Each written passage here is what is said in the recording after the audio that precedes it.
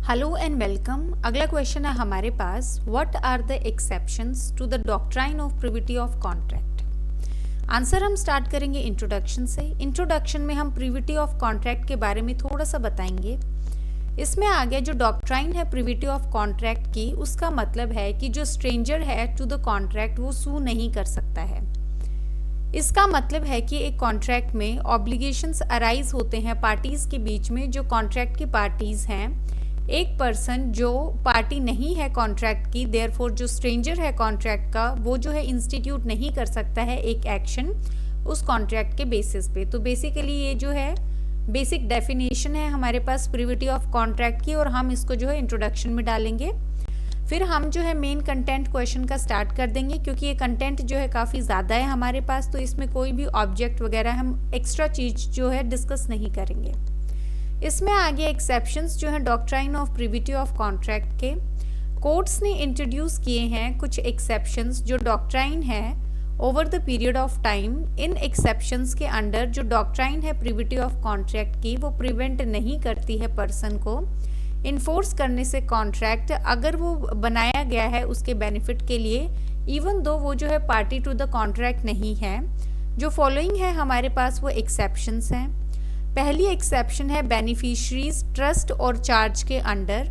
इस एक्सेप्शन के अंडर एक पर्सन जिसके फेवर में एक चार्ज या ट्रस्ट क्रिएट किया गया है किसी स्पेसिफिक प्रॉपर्टी पे, वो इन्फोर्स कर सकता है उसको, दो वो जो है पार्टी नहीं है कॉन्ट्रैक्ट का। केस लो आगे इसमें हमारे पास नवाब ख्वाजा मोहम्मद खान वर्सेस नवाब हुसैनी बेगम 1910। इसमें आ गया हमारे पास फैक्ट्स में एक अग्रीमेंट था अपेलेंट और रिस्पोंडेंट के फादर के बीच में कि कंसिडरेशन होगा रिस्पोंडेंट की मैरिज के लिए उसके सन के साथ, और वो पे करेगा रिस्पोंडेंट को 500 रुपीज़ पर मंथ परपेचुटी में फॉर खर्चा ए पानदान, that is betel leaf expenses. इसके लिए उसने चार्ज की कुछ प्रॉपर्टीज। वाइफ ने जो है एक सूट लेके आई रिकवरी के लिए एरियर्स की। कोर्ट ने हेल्ड किया कि जो वाइफ थी वो इन्फोर्स कर सकती थी जो कॉन्ट्रैक्ट है, इवन दो वो पार्टी नहीं है कॉन्ट्रैक्ट की, क्योंकि जो कॉन्ट्रैक्ट था वो उसके बेनिफिट के लिए था और जो प्रॉपर्टी थी वो स्पेसिफिकली चार्ज की गई थी इसके पर्पस के लिए। सेम इस टाइप के फैक्ट्स का केस था हमारे पास ट्वेडल वर्सेस एटकिंसन, जिसमें इंग्लिश लॉ में जो हेल्ड किया गया था वो ये था कि यहाँ पे जो है प्रिविटी ऑफ कॉन्ट्रैक्ट है और सू नहीं किया जा सकता।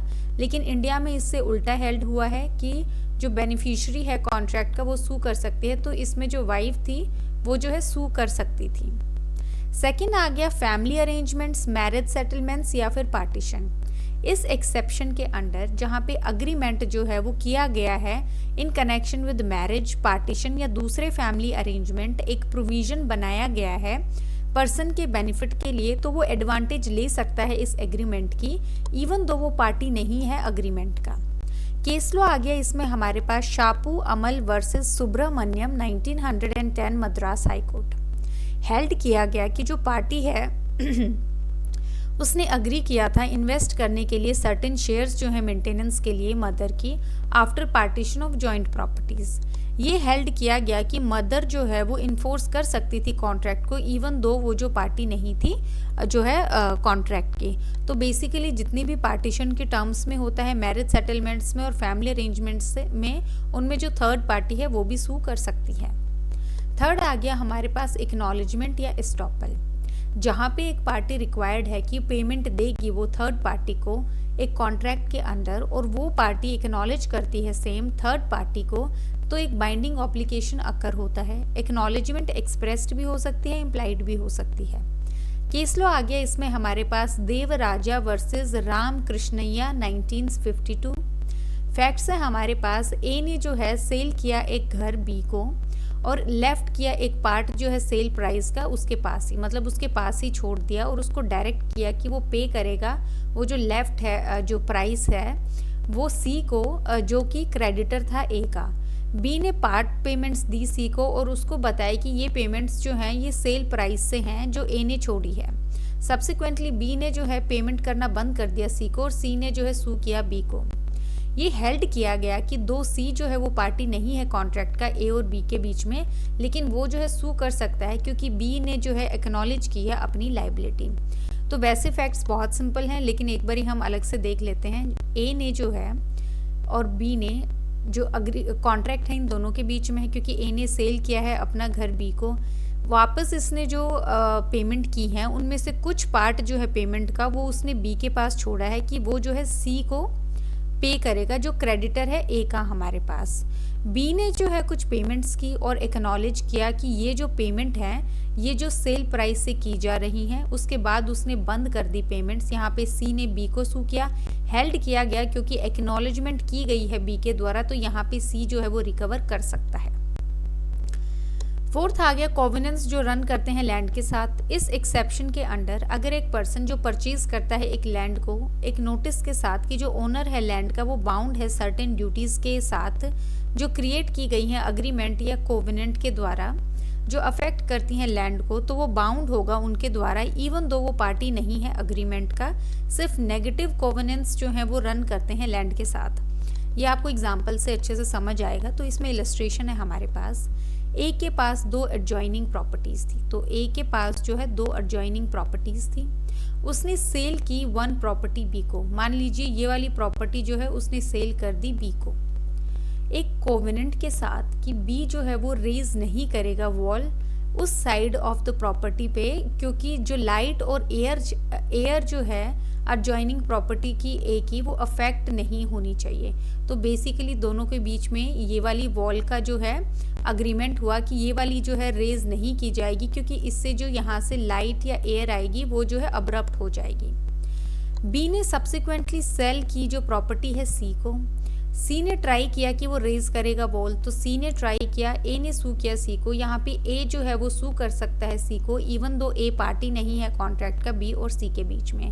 तो यहाँ पे जो है हमारे पास ए और सी के बीच में कोई कॉन्ट्रैक्ट नहीं था, फिर भी ए सू कर सकता है क्योंकि जो कोवेनेंट जो अग्रीमेंट था वो जो है हमारे पास कंटिन्यू होगा। कंक्लूजन में आ गया हमारे पास जहाँ पे कॉन्ट्रैक्ट दिया गया है बेनिफिट थर्ड पर्सन के लिए, जो जिसका लेजिटिमेट इंटरेस्ट है इन्फोर्स करने का, वो इन्फोर्स किया जा सकता है उसके द्वारा, ऑल्दो वो जो है पार्टी नहीं है कॉन्ट्रैक्ट का। अब इस क्वेश्चन में जो है 2-3 बातें ध्यान रखने वाली हैं। पहला ये कि हमने 15-10 मार्कर के हिसाब से किया है। अगर ये क्वेश्चन 5 मार्कर में आता है तो आप जो है सब कुछ काफ़ी कुछ आप जो है इसमें डिलीट करेंगे। सबसे पहले तो इंट्रो जो है हमारे पास उसमें से आप डायरेक्ट स्टार्ट करेंगे एक्सेप्शंस कि कोर्ट ने काफ़ी एक्सेप्शंस हेल्ड की हैं। हम चारों जो एक्सेप्शंस है वो एक्सप्लेन करेंगे।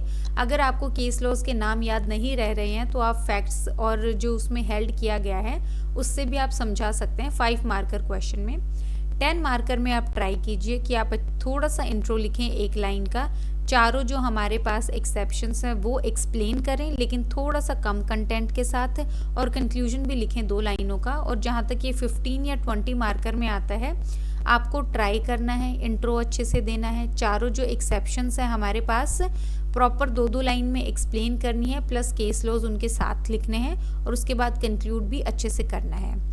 और जहाँ तक जुडिशरी एग्ज़ाम्स का सवाल है वहाँ पे जो है फैक्ट बेस्ड क्वेश्चंस आते हैं, तो जितने भी हमने केस लॉज किए हैं इसमें उनके फैक्ट्स को आप अच्छे से करेंगे।